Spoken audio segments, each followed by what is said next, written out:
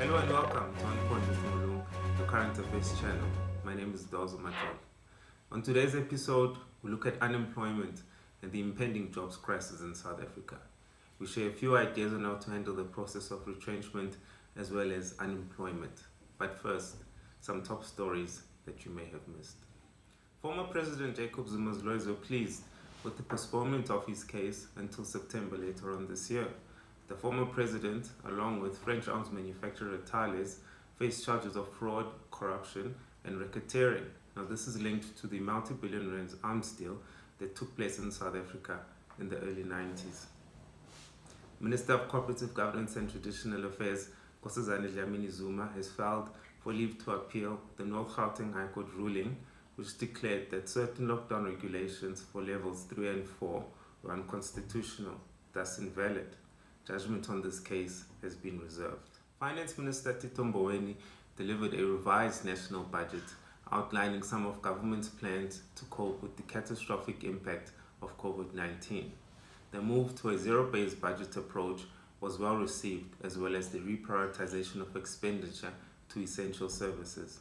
However, what is of great concern are the rising levels of government debt, which is expected to reach roughly 85.3% of GDP by February 2021. Wits University has indicated that they will begin with clinical test trials for a vaccine for COVID-19. The institution confirmed that 2,000 participants aged between 18 and 63 years of age have enrolled for this test trial.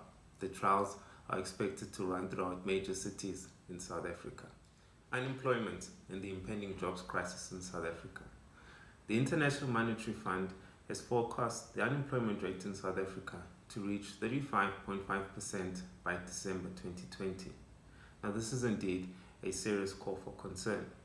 In addition to this, an inadequate education system, as well as a decline in the manufacturing and production sectors over the years in South Africa, has contributed to a significant number of job seekers who don't necessarily possess the skills that are in demand entering an already shrinking labour market. The national lockdown at some stage brought the South African economy to a grinding halt.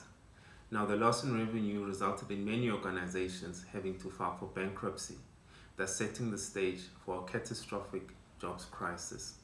And let's not forget the advent of the fourth industrial revolution, or the digital age, which has rendered many professions which were once considered as safe becoming fast obsolete and no longer relevant.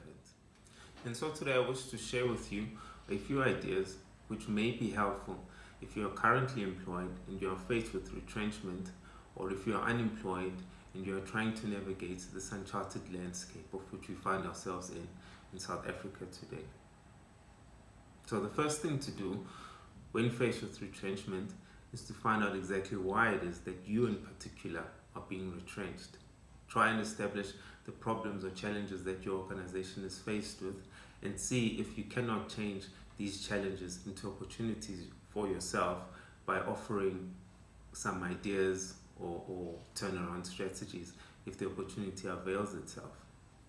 The second thing to do is to focus on your mental health. This begins by accepting reality and accepting the situation that you're in currently. Be open and transparent with friends and family, and seek professional help in the event that you might need it. The third step would be to visit your HR department and politely request information on what exactly it is that you are entitled to. This includes information about your severance pay and other payments that may have been unique to the position that you are currently holding. The next step would be to establish if you have any legal recourse. By this I mean, was the retrenchment process in line with the Labour Relations Act, and was there sufficient consultation with all other relevant stakeholders, including organized labour? The next step would be to register with the Unemployment Insurance Fund, or the UIF, in order for you to receive your unemployment benefits. The next step, contact all your credit providers, inform them of your change in employment status, and make the necessary credit arrangements should you require to do so. And lastly, do not burn your bridges. Make sure that all communication with your current employer is cordial and polite, and avail yourself, if in future opportunities or circumstances change within the organization. Unfortunately, there are very few words of comfort as the South African economy continues to shed jobs due to the COVID-19 pandemic. The Director General for the National Treasury went as far as indicating that the unemployment rate in South Africa could potentially hit 40%. This is after many companies have had to shut their doors after government imposed a month-long lockdown to try and mitigate the spread of COVID-19. There are, however, some interventions of which government has put in place to try and cushion the blow on the economy. This includes a 500 billion rand economic stimulus package announced by President Cyril Ramaphosa, an unemployment grant of 350 rand for unemployed job seekers, as well as the COVID-19 relief fund administered by the UIF to assist small and medium-sized enterprises in meeting the needs of their employees. The fourth industrial revolution, as you may know, is defined as the blurring of boundaries between the physical, digital, and biological worlds. It's a fusion of advancements in artificial intelligence, robotics, the Internet of Things, 3D printing, genetic engineering, and quantum computing, amongst other technologies. So, how will the fourth industrial revolution impact the world of work?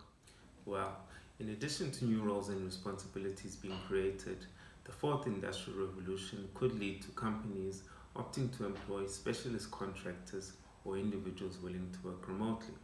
Due to rapid changes in customer demand and technology, employers might be a lot more supportive of employees with the ability to work flexible hours or even work from home. Thus, a skill in basic computing will become an essential. And so a few jobs that may be considered safe during the fourth industrial age include jobs in data processing, artificial intelligence, robotics, computer science, and software engineering. Jobs in the hospitality sector as well as the healthcare services still require the human touch, so these may also be considered safe. And lastly, when dealing with unemployment, it's important to devise an unemployment budget. This will allow you to prioritize all the important activities with an associated cost element. Be creative and try to upskill yourself where you can. Maintain a daily schedule and try to put in some exercise now and then. Surround yourself around positive people and utilize social media platforms to engage with individuals within your field of interest. Cast a wide net, volunteer your services, and take on temporary work. And remember, today's struggle will give you the strength you will need tomorrow. Begin each day with determination and embrace all the challenges that life has put before you.